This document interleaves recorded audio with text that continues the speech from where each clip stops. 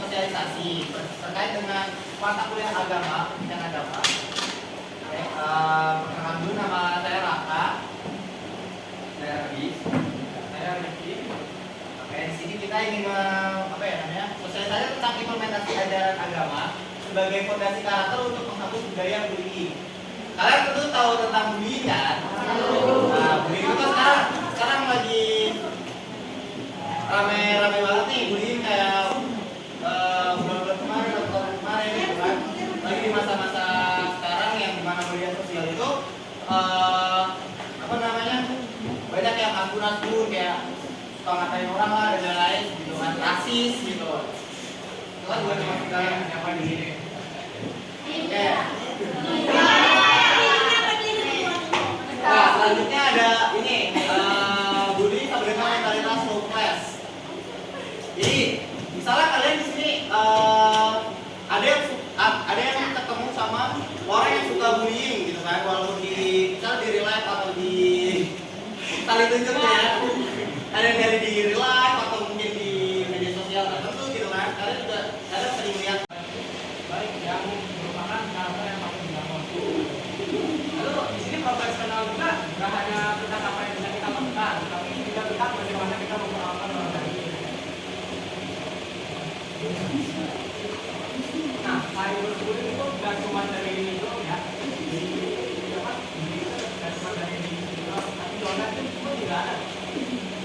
Ya harus kayak kan masih menghujat murid.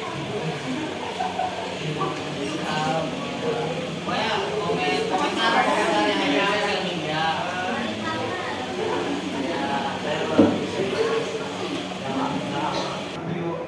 Tapi kita tidak membantu ya.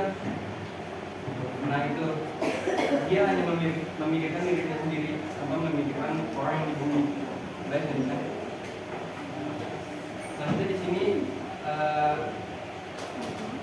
kita untuk menciptakan lingkungan yang safe space atau bilang lingkungan aman. Nah, lingkungan aman itu sama aja kayak prestasi kita itu meningkat.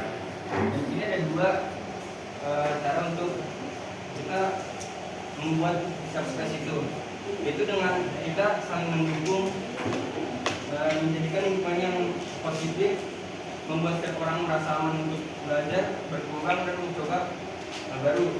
Dan yang kedua itu ada kita menghargai perbedaan. Tentu kita itu hidup tidak semuanya sama sebagai manusia. Kita itu harus menghormati pendapat dan komunikasi setiap orang yang membantu menciptakan suasana yang nyaman dan produktif. Lalu selanjutnya, nah menjadi solusi atau menjadi masalah itu pilihan kalian semua, tergantung kalian pilih yang mana. Kayak hidup ini kan pilihan, kalian bebas mau menjadi baik atau menjadi jahat. Kayak sikap saling menghargai, membantu dan mendukung akan menciptakan hubungan yang lebih baik dengan sesama. Sebaliknya perilaku yang merendahkan atau kalian yang jawab, ada hadiahnya juga. Boleh? Oke, silakan Nis. boleh. Ini seringkali dianggap sebagai bentuk kekuasaan, kayak seberapa kuat dia itulah yang membuli. Padahal sebenarnya itu dia hanya menutupi rasa minder dia dengan cara menjatuhkan orang lain. Gimana menurut kalian? Coba diulang. Gimana sih? Merupakan perbuatan yang mungkin kurang etis ya. Ya, benar.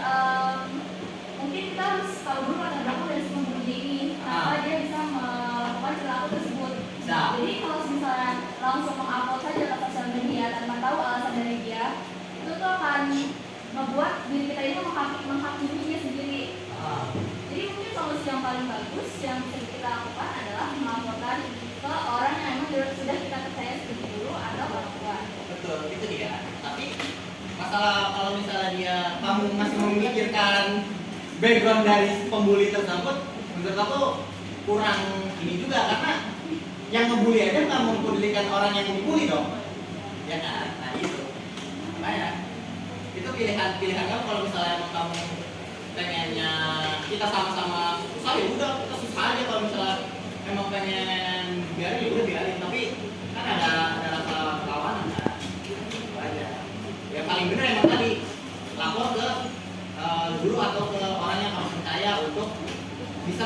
kamu.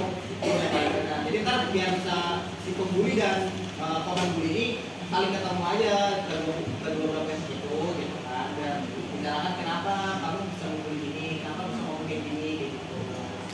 Nah, jadi akhirnya diberikan kalau misalnya udah masih kayak gitu berarti emang udah pasti harus dikeluarin dari sekolah kalau misalnya emang dicari di sekolah keterlaluan gitu aja. Tindakan bullying seringkali dianggap sebagai bentuk kekuatan. Padahal sebenarnya itu hanyalah tanda rasa minder yang dihidupi dengan cara menjatuhkan orang lain.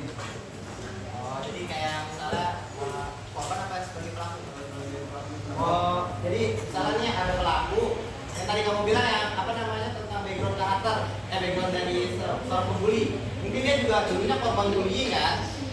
Jadi pas dia udah pindah ke lingkungan baru, dia melakukan bullying tersebut gitu kan. Kayak gitu bukan pertanyaannya? Ya kan, ya kayak gitu. Boleh jawab nggak, Kak? Boleh, siapa namanya tadi? Aku lupa. Di depan dong. Oh ya, ada apa-apa. Baik, sebelum perkenalkan kembali, nama saya Nabila. Nabila. Sebenarnya saya ingin menjawab pertanyaannya. Mungkin kenapa si pembuli tersebut ingin terlihat kuat dan kekuatan dia? Karena mungkin kalau misalnya kita balik lagi ke background, mungkin dia pernah dibully atau mungkin semasa dulunya dia pernah tidak dihargai, baik itu dari lingkungan keluarga maupun dari lingkungan sekolah dia yang dulu. Jadi dia tuh mencoba membangun perlindungan diri sendiri. Bagaimana caranya supaya dia itu terlihat kuat, dia terlihat tidak lemah, agar kejadian yang lama tidak terulang kembali. Mungkin itu dia faktor yang menyebabkan si pembuli itu tidak ingin dirinya itu terlihat lemah, karena dia punya trauma tersendiri mungkin yang tidak ingin dia ulangi kembali. Itu sih jawaban dari saya. Ini yang bedanya loh. Kamu pilih nih, kamu pilih. Ya, kenalkan nama kamu siapa? Baik, perkenalkan nama saya Nabila. Saya di sini ingin bertanya. Sebelumnya terima kasih atas kesempatannya. Saya ingin bertanya, biasanya kan banyak sekali pelaku bullying yang tidak ingin dinasehati, atau mungkin saat kita menasehati pelaku bullying tersebut kita membawa agama. Pasti nanti kita akan yang dikatain balik kayak soal gamis lu gitu kan. Nah, kira-kira bagaimana cara menghadapi pelaku bullying yang sama sekali tidak mau dinasehati dan merasa perilaku dia itu tidak terlalu benar? Oke, itu pertanyaan yang bagus banget karena emang ada di mana apa namanya di kalangan masyarakat itu ada yang kayak gitu ya, kayak misalnya kita tahu nih kalau dia tuh jahat banget gitu sebagai manusia, dia kayak suka membuli orang atau jahatin orang, tapi pas dinasehatin rasa dirinya itu benar gitu kan. Kalau menurut aku atau menurut pengalaman pribadi aku sebagai orang yang pernah melihat hal tersebut itu, pertama kita bisa menyarankan adalah kayak sanksi sosial atau kayak yaudahlah biarin aja emang dia pelakunya kayak gitu. Tapi kalau misalnya kita melihat sebuah korban yang dari dia nih, misalnya teman kamu dijahatin sama orang tersebut, yaudah kamu rangkul aja korbannya, kamu cuekin aja dia gitu, kayak ntar juga kalau misalnya orang yang makin lama dia sendirian gitu, kayak misalnya kok apa yang udah gua kata-katain pun dia diem aja gitu kan makin lama makin sendiri sampai sendiri gitu kan. Udah biarin aja, mungkin itu bisa dilakukan. Atau misalnya kalian yang pengen dendam banget nih, kayak dia tuh harus dapat hukuman gitu kan, karena kalian tahu kejahatan dia tuh udah nggak bisa ditolerir gitu ya, kalian bisa lapor aja langsung ke misalnya kalau misalnya dia ada di sekolah, kalian bisa langsung lapor aja ke guru, atau enggak kamu bisa ngerekam bulinya dia gitu kayak gimana kejahatannya, atau pokoknya kamu punya bukti kalau dia tuh melakukan bullying. Jadi kamu bisa